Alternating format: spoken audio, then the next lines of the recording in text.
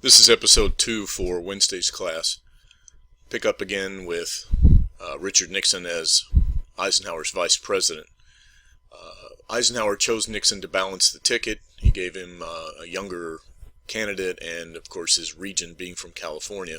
And as I said earlier, he represented the Cold Warriors, having gained his seat in the U.S. House when he ran against a Democratic female incumbent by portraying her liberal views as those of the Pink Lady. She wasn't fully red, but she was pink. But as the presidential election of 1952 approached, after Eisenhower had chosen Nixon as his running mate, Nixon was accused of pocketing campaign funds. Ironically, as when you consider what happens later in his political career, he went on national TV to claim that he was not a crook in what has now been referred to as the Checkers speech.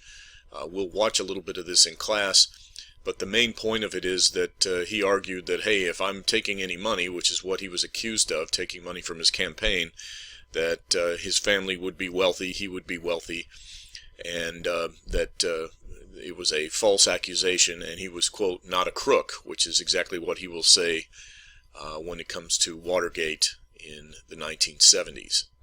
He survives and, of course, is the vice presidential candidate, and as we will see, he serves dutifully for 8 years and then runs for the presidency on his own when Eisenhower decides to step down in 1960. Now, the Red Scare and McCarthyism, the fear of communism.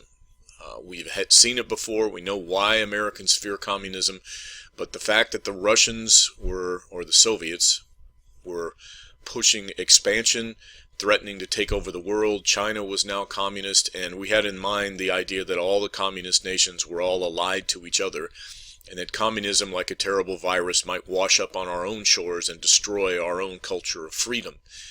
Now, because of that, we had some people who began to look behind every rock for a communist conspiracy or a communist tie to anyone. And because of the great fear of communists at this point, if anyone were actually even accused of being a communist, people would shun them, people would ostracize them, they wanted nothing to do with them. It was very similar in many ways to what had happened with the Salem witch trials.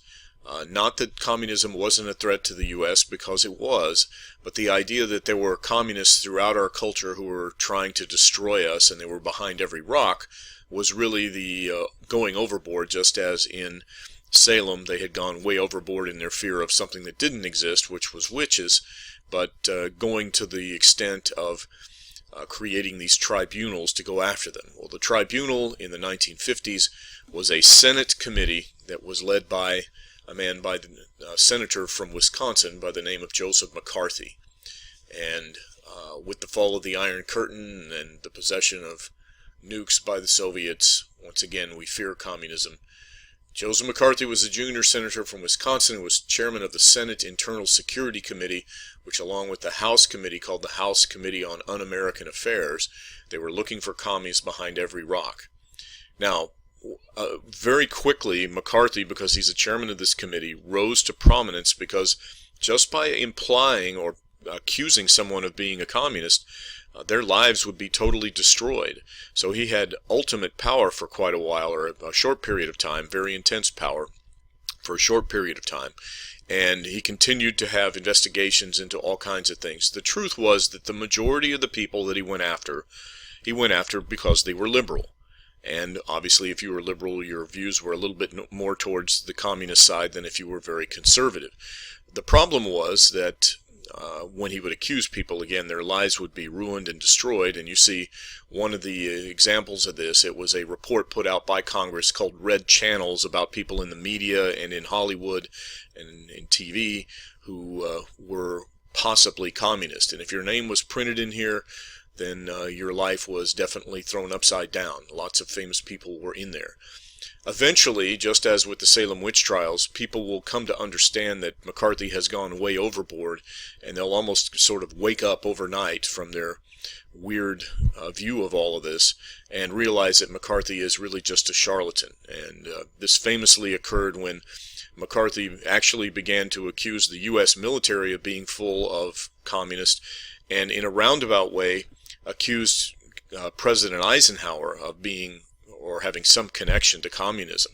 And when he did that, it was very similar to the Salem witch trials when the wife of the mayor was accused of being a witch. Everybody knew that was wrong, and it just showed that the person involved had gone way overboard. Another senator eventually will state on the floor of the Senate, "Senator, have you no shame?" to Senator McCarthy, who is really kind of put down by a famous newsman. You see him on the right, Edward R. Murrow, who was played by George Clooney in the movie about this.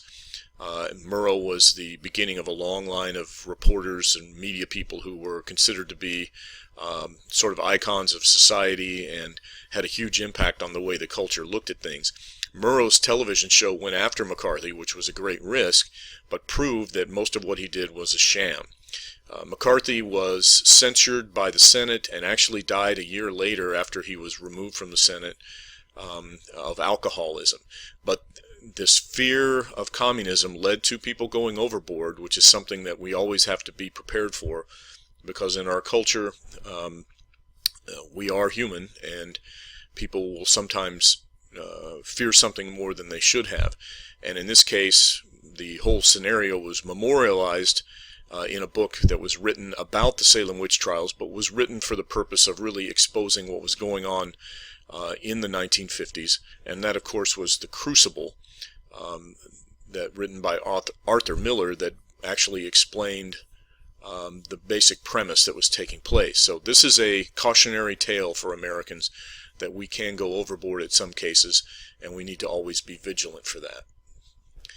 One of the major events that took place that has a huge impact on history up to this moment is the 1954 Brown versus Board of Education of Topeka, Kansas decision that was brought to the Supreme Court by the NAACP. Now, if we think back, we can go all the way back to W.E.B. Du Bois and his role in helping to found the NAACP. And although at the time they were seen as a little more radical than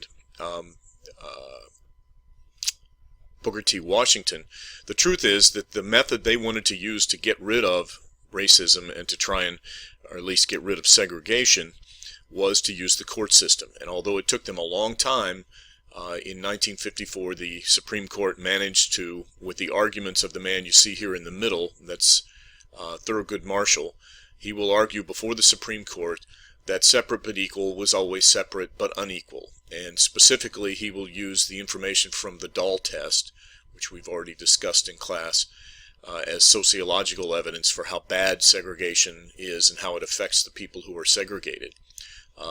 The court, led by Chief Justice Earl Warren, who had been the governor of California, rules to end segregation in publicly funded schools. Now, what happens then, as we'll talk about later, is those who do not want to desegregate their schools will fight with every method they can possibly come up with, including rioting in some cases, to try and keep it from happening. But it will lead to the integration of Little Rock High School in 1957 and the entry of a black man into the University of Mississippi by the name of James Meredith in 1961. It's the beginning in many ways of the social changes that we will think of as mainly being in the 60s, but this is sort of the start of it, and the civil rights movement will bubble up along with it to try and create equality within our society. Election of 1956, the rematch. Eisenhower runs again against Stevenson, and although Stevenson portrays Eisenhower as sort of the nice old grandfather who doesn't do anything but play golf, Eisenhower is reelected, and basically because the economy is doing well and the country is pretty happy with what's happening for the most part. One of the interesting things about Eisenhower historically is that although it doesn't seem like he does a whole lot on the surface, historians have spent quite a bit of time rehabilitating that issue since Eisenhower left office. He actually does quite a few things beneath the surface that have a huge impact on the country, our history, and on the success of the country. The Cold War of the 1950s, of course, the continued nuke testing as the bombs get larger and larger. The Russians explode the largest nuclear bomb ever exploded. They do it in Siberia. It is twice as large as anything the United States had ever actually exploded. And as a consequence of our fear of communism, you saw within the popular culture the idea of civil defense, the ability to somehow, hopefully, protect ourselves. Over here on the left you see what was sold to many people, the fallout shelter that you could put in your yard. as a place to go to if the war did occur, and you can see that it's all prepared with food and water, batteries, emergency oxygen, air filter to keep the radioactivity out, and it became part of popular culture that you may or may not have a bomb shelter in your house. These signs and the civil defense sign were found all over in buildings. Buildings were designated as places where people could go to use as a fallout shelter, as they were called. They had food in them and other things as people prepared for the potential of war. And here we have a cartoon for Bert the Turtle saying duck and cover, and here we have grade school students ducking and covering in a drill that many kids did during this period of time. Interstate Highway Act, 1956. One of the things that Eisenhower did that was very evident on the surface was to pass this legislation, which has had a huge effect on the American mind, the American culture, and American society.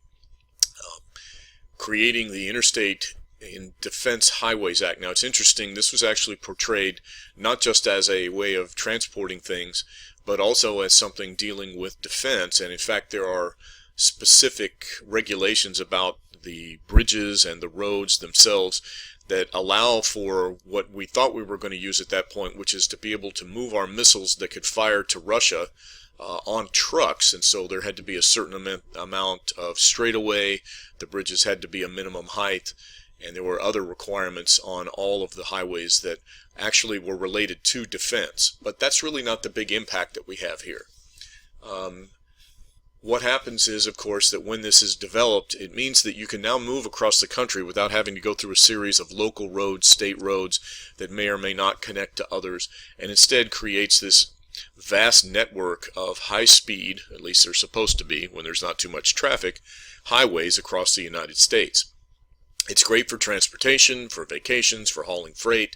The interesting effects is this allowed for commuting, because many of these go through the major cities, and it put in a very quick way, again, if you can get around the traffic, for people who would live in the suburbs to get to the cities and back and forth.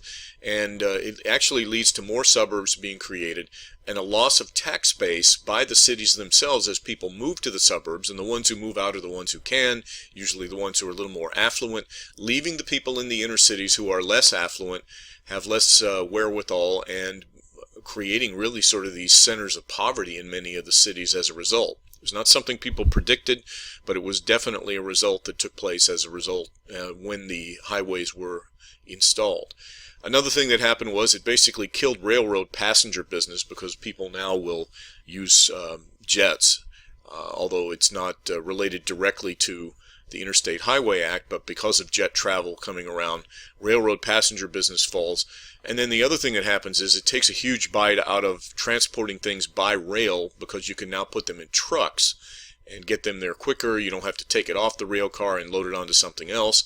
And it does have an effect on the rail industry. Although rail still is a major way that we move stuff around, the truth is that trucks have taken over much of what had been only rail in the past. And finally, of course, this actually amplifies the auto culture that the United States definitely is today. And the only time you won't find people who are connected to their automobiles is in the cities where people are packed together tightly enough to have public transportation. But in most parts of the country today, and for most Americans, driving is something that's not just something that's nice to do, it's a necessity. 1957, Sputnik, the satellite that roared. As we are competing with the Soviets for everything, trying to prove that capitalism is better than communism, the American people are stunned in 1957 as we find out that the Soviets are the first to put a satellite in orbit. So now they can spy on you when you're in your backyard having your cookout. They know what you're doing. It put great fear in the American people, and the U.S. responded when Congress quickly pushed defense spending and reorganization. Part of this actually results in the formation of NASA, And it also passed laws throwing federal support behind math and science education, which we felt must be lacking if the Soviets were the first ones to put a satellite into space. This is really the first shot in what becomes known as the space race, which ultimately is decided by the first nation to put a man on the moon, which of course the United States will be. But this satellite, which really didn't do much, put great fear in the American people and added to the frenetic events of the Cold War. Was the 1950s happy days? Well, you see a couple of examples